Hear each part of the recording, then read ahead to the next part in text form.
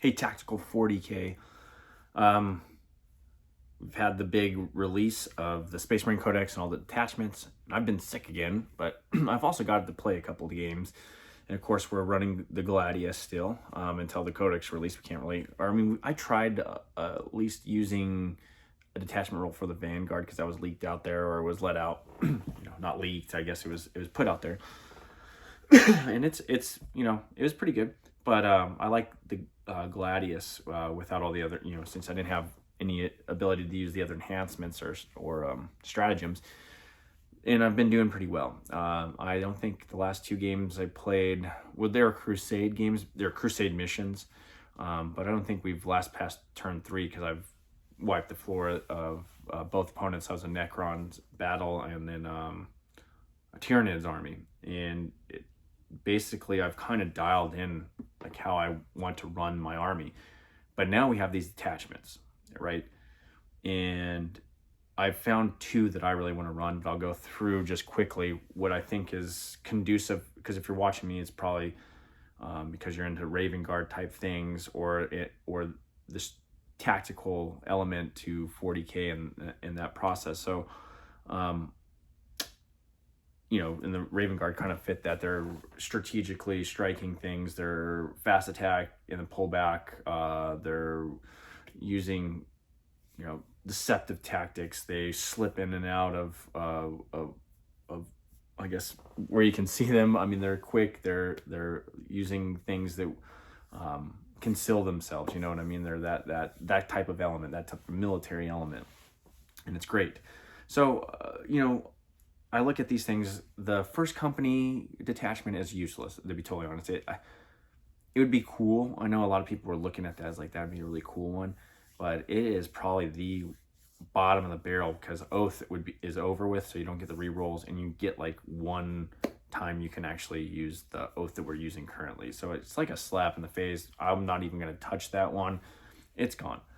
Imperial Fist one, it's interesting for static units, but how I am playing semi-static with my backline, but then I'm really running and gunning with other units.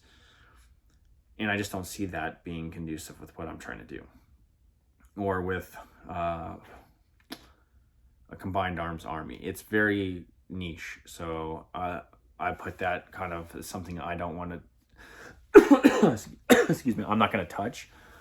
Then I'll go to, let's see, the Firestorm one is pretty interesting. I could see somebody that runs Raven Guard type units or whatever, maybe using that because of the assault thing and the buffs you get when you get it within 12, just being kind of in your face type close style of warfare, but it's not me. It's not me. It's not my. It would only be so niche in parts of my army that I don't want to. I'm not going to run that one either.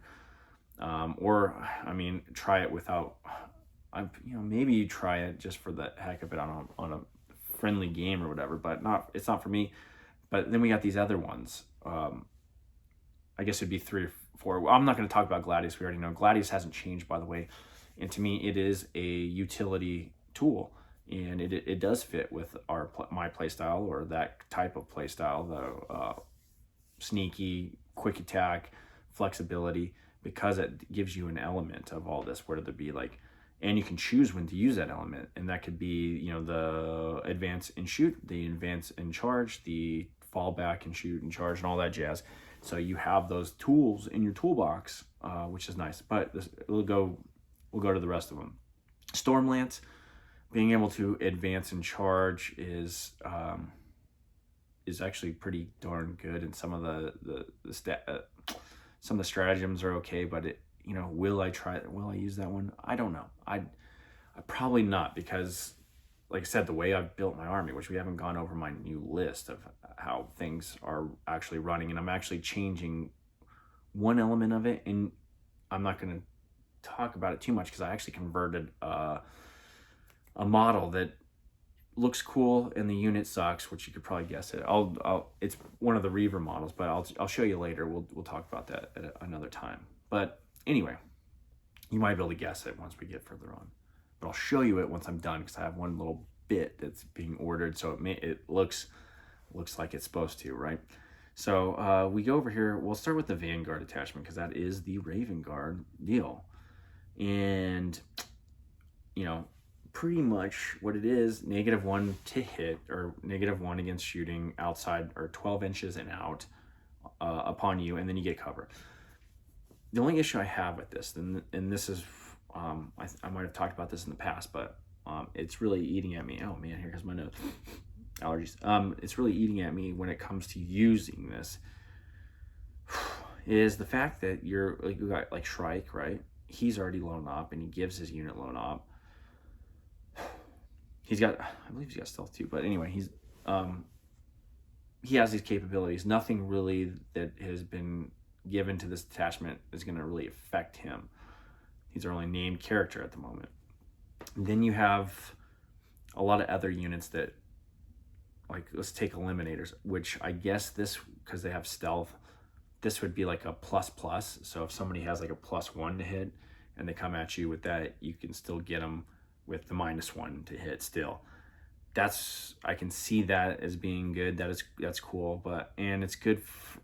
But all those other Phobos type units, or those other units, it does minimal good to them, because already I'm running like a librarian. It gives you that cloak to pretty much give a unit loan op as well. So it works, and it's going to be effective. But what it does, and this is what I say about this detachment itself, it allows you to put Raven Guard rules on units that would otherwise not be Raven Guard-ish. So like other big chunky infantry type things, the tanks, which I run quite a few of those.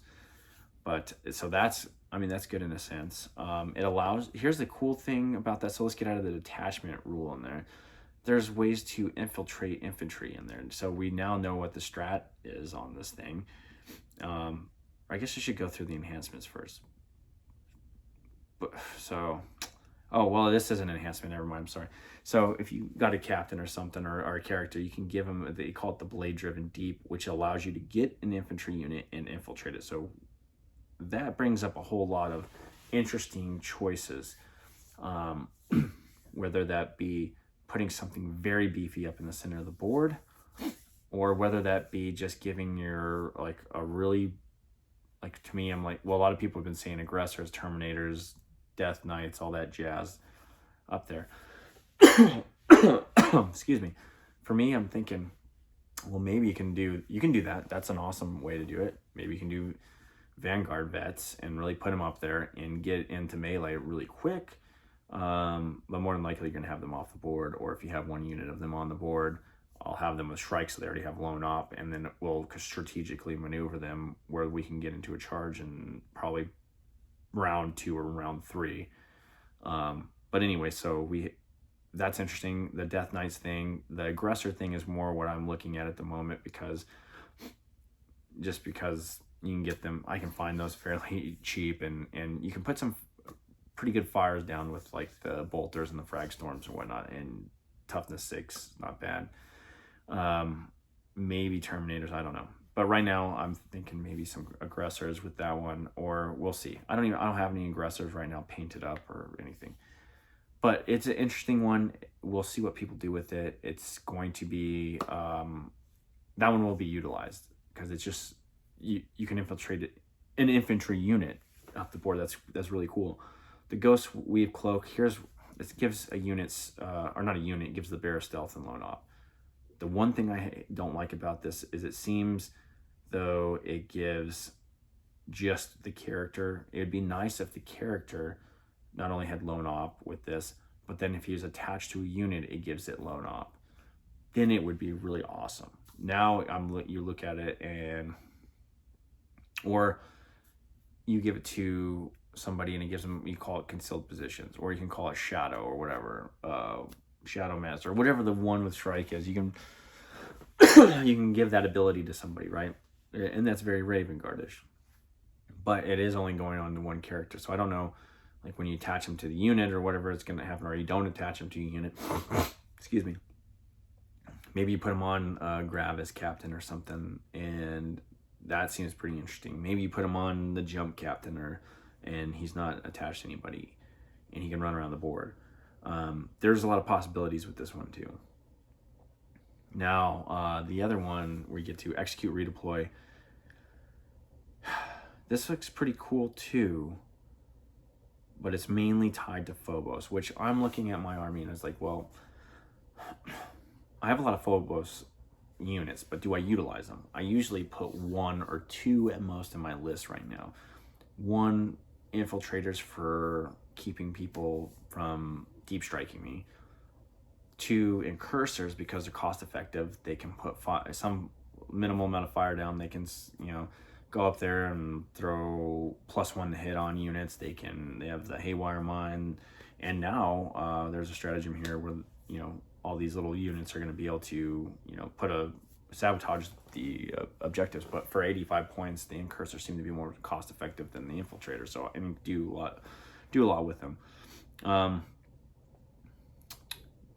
There's like a Vect one that's like super expensive where you can Vect an opponent's or cause their stratagem to be worth another or cost another CP.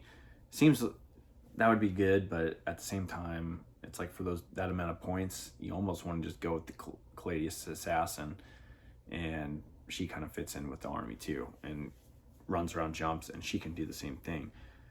Now, because I think this is like 40 points. It's pretty crazy. But the execute redeploy, which is you can shoot and move, which to me it's like, well, you have instigator bolt rifles. I know I've listened to some people talk about this one. They're like, well, the eliminators can already do this. That is true, but what the eliminators have to do, they have to have the instigator bolt rifle in there. If you have this on like a character that you put attached to eliminator squad, let's say hypothetically, you can then run the third las fusel or the third bolt rifle, and you still have this. That gives you, because that instigator I believe is getting nerfed a little bit with one less damage, plus it only has 24-inch range, plus it's only strength 4, does have good AP or whatever, but it allows you to put that las fusel, that bolt rifle to give you that range, give you that extra power, give you that extra damage, give you that extra AP. So I can see this one looks pretty cool. In fact, I'm right now debating on whether pulling off the instigator bolt rifle off of my sergeant that's in my one las fusel unit and equipping him with the las fusel. And I've been kind of keeping track of how many times I actually use that movement, which a lot of times I forget about it. And it could have actually played in the last game I was playing against Tyranids. It would have played well if I'd have used it. But usually I'm setting these guys up in a position where it's just not advantageous. I just keep them there and shoot stuff. So I'm almost like, okay, let's just throw another las fusel in there. If we're running this detachment, I can put a captain in there with this. And then not only that, I can then use another stratagem for free, a battle tactics stratagem, which we're getting into right now. So, which I'll go ahead and just tell you about this one. I think it's Strike from the Shadows is what they call it. So this is what you would use, +1 BS. So you not only can move, shoot at like the heavy level, which is like a BS2, get the negative AP, which puts it at like a 4, which is incredible, las fusel. Then you can move again, and you do that for free. So that is a pretty awesome little strat. But we'll go back up. So Strike from the Shadows, I know that's a battle tactic. But here's another cool one, Deadly Prize. You can sabotage an objective, creates it sticky, and then if your enemy comes there, they can they'll get D3 mortal wounds on a 2+. Is that game changing? It may be on the margins, but not really when it comes to you D3 mortals. It will weaken them, and then you can come, I guess, hit them back. The other thing you got going on, Calculated Fate. You can pull people off the board, 2 Phobos or 1 infantry unit, put them in strategic reserves, bring them back the next round, your movement phase. So this is in the end of the opponent's phase, or I believe his movement phase, or I think it's either his movement phase or when they or calculated fates when they declare charge. I'm talking about guerrilla tactics. So at the end of the opponent's turn, at the end of their fight phase. Okay, at the end of the opponent's fight phase. Yeah, because I was looking at that, I couldn't remember. You can take them off, and then that's pretty much the end of their turn. So then the next turn, when you deploy strategic reserves, you put them right back on the board somewhere. That's pretty incredible. The fate thing is incredible when it comes to like an opponent coming to charge you. Phobos units get a 6-inch, but you know, if you just have regular infantry, it's a 3 or D6, and it can increase their charge or maybe even make it impossible. And in there, it doesn't tell you they can redeclare a charge, so that's very interesting. So that's the gist of the Vanguard deal. So to me, the only thing I have here is I'm not running a whole lot of Phobos. I guess my eliminators, maybe an infiltrator, maybe or an infiltrating squad, infiltrators, or maybe an incursor squad. So I'm like, well, do you play this? You can. I'm going to try it. Don't get me wrong. This is going to be my toolbox, the Vanguard detachment. Then the one that I'm really excited about is the Iron Storm one, which is the Iron Hands one, because I do run tanky stuff, and I already have elements of my unit that run Raven Guard type tactics, because I have Shrike, some Vanguard vets. I'm putting another element of Vanguard vets in there. I have Inceptors that are running around with jump packs and deep striking and shooting and all that jazz. I have an Invictor Tactical Warsuit that's rushing the board. That's a Phobos. It is a Phobos unit. It's rushing the board. Has the keyword in there. Rushing the board. It's interdicting enemy plans. It's doing its job. It's probably my MVP, to be totally honest. He's pretty awesome. And what does the Iron Hands deal, which we're already at 16 minutes. I might have to do a deeper dive into this one later. But the Iron Hands one enhances all these fire support elements that I have. It enhances my Warsuit. While these other units are doing Vanguard type stuff, doing the Raven Guardy things, the fast strike, the slipping through the shadows, the deep striking, the lightning claw to the face, but real heirloom weapon, whatever you want to call it now. All the while, the Iron Hands stratagems allow you to enhance your fire support. So, what do they have? That allows, they pretty much give you this cool strat, which every unit gets to reroll a hit, a wound, or a damage in a phase. So you got to pick one. So it's like, well, you really need to get this one through, reroll that wound. You got like something like a Lancer or Vindicator or something like that where it's a D6 whatever damage. You roll that and you need to reroll it because you just need it. I think, you think about it, the last fusel is a D6 damage, and I don't know if that would apply there. This gives you the tool in the toolbox, in my opinion, because I roll bad a lot of times. I'm like, dang, I wish I didn't have to spend a CP to reroll this one instance for one, that one marginal wound can really help out, or damage, excess damage can really help out. They have a bunch of good auras. Some of them are pricey. Okay, the auras in Iron Hands 1 and Iron Hands Detachment are pricey, but they're pretty cool. If you like that, you can put a Tech Marine, it's called Target, whatever, something web. 40 points gives the vehicles within 6 inches of him lethal hits. I'm thinking putting, if I'm running my Raven Guard unit with my tanks, I'm running the Lancer. If I'm running this unit or this detachment with my army, I'm going to put the Reaper in there. Lethal hits on the Reaper and twin linked and devastating wounds just seems insane. Like, to me, my first reaction is I'm going to put of course somebody tries to call me right when we're in this. I'm going to put one Tech Marine, I'm going to get another Tech Marine and this Reaper in reserve and watch how the battle unfolds, and then bring them in and start blasting and start just mowing down fools. All right, that's what I'm thinking. And then you have other things. You have something, a 6-inch aura that can give vehicles advance and shoot well, even if they advanced or fell back. You can blink a damage, so this is the two that I like. The lethal hits one, and then you can blink one damage. Now that could play key when you're battling a really good shooting army, maybe the Eldar, Necrons, a few others that can really put some damage on. There's that. There's also the Flesh is Weak, a 4-up Feel No Pain. That's like only 10 points. That's not bad. So the Master of Machine of War, the whole 6-inch thing with shoot, advance and shoot and all that jazz. I don't know about that one. The other 3 I could see wielding, but that's like, you're looking at a lot of points to put those enhancements on. They're good, don't get me wrong, they're really good. But then you get into stratagems. The stratagems are pretty cool too. So you have like a fire back mechanism, which allows you to fire back if you get put under below half strength. You have the triggering demise, with deadly demise, which when I run my we talk about some tactics, I'll get into this, how I run my Victor tactical warsuit. Inevitably he does get destroyed, but he takes out a lot of guys with him. It would be pretty awesome just to, hey, he's gonna blow up in your face. That would be awesome. Or anything, you know, rush something in there and take out as many guys as you can, and it blows up.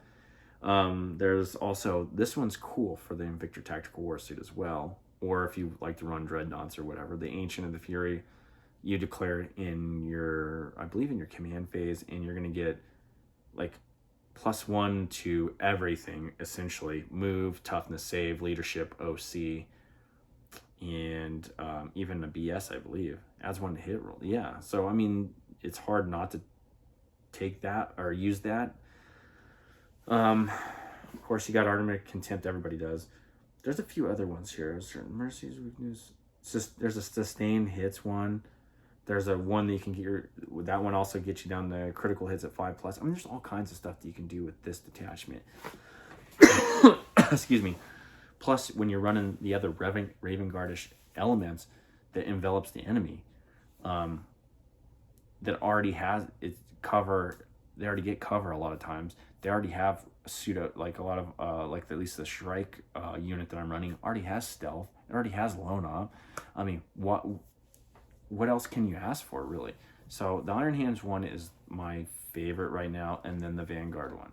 So I'm 22 minutes in there, and I didn't even really go into super detail like how I'm going to run these or my units, but I just wanted to go over that a little bit and to keep your mind open, like what are the possibilities of running these things.